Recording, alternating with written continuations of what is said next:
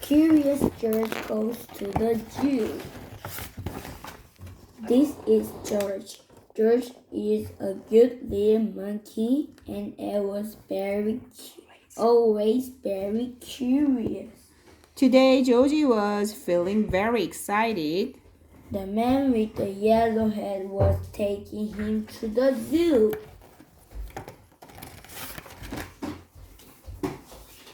As they drove, the man explained to George that this wasn't just any zoo that they were going to visit.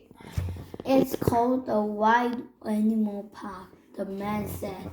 All of the animals roamed around freely. When they arrived, George saw a huge banner.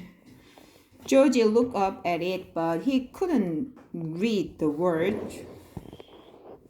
A friendly zookeeper explained. It's an extra special day here at the Wild Animal Park, she said. It is our baby rhino's first birthday. We are going to have a party for her later on. A party? This was going to be a wonderful trip to the zoo. George tried to walk into the park. Where the animals were, but the zookeeper stopped him. You can't walk in there, she said. To explore this zoo, you have to ride in one of our special cars. She pointed to a huge car that had no roof on it. Oh my! What fun this was going to be! Georgie and his friends climbed a boat and the car drove into the park. Soon they were in the midst of the Wild Animal Park. Wild Animal Look Park. over there, said the zookeeper. There's our pride on lions. We have a large family here. George pointed in the other direction. Yes, George, said the zookeeper. I see the giraffe too. Their tall neck helped them eat leaves from the treetops. And their two ostrich running this way. George was happy to be seeing so many amazing animals. The zoo car drove past a small pond. Pink flamingo was wading in the water. Their hand bobbed up and down as they walked on spiny legs. The flamingo turned pink because they eat so many tiny pink shrimps, said the zookeeper, but Georgie was not listening. He had never seen flamingos before.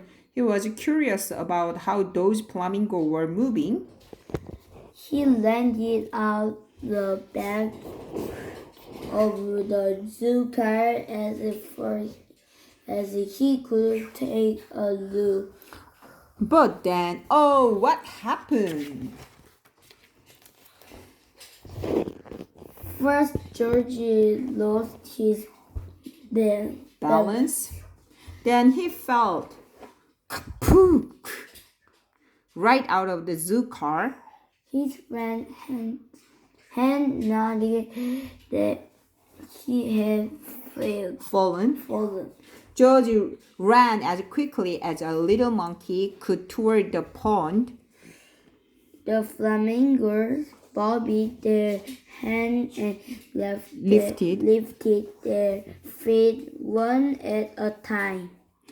It looks like they were dancing. Georgie danced with them. Suddenly, the water in the pond started to move.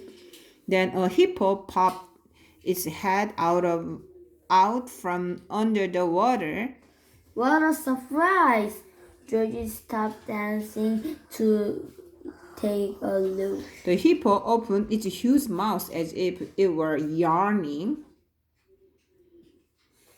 George opened his mouth wide too. It was fun to act like the hippo. Just then, George noticed that something was rustling in the reeds near the pond. George was curious. He wanted to see what was there. In an instant, he jumped over to the reeds.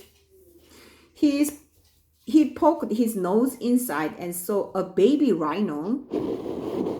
The tiny rhino was cute, but she looked a little bit sad and a little bit Lonely? George wanted to make that baby rhino feel happy again. He thought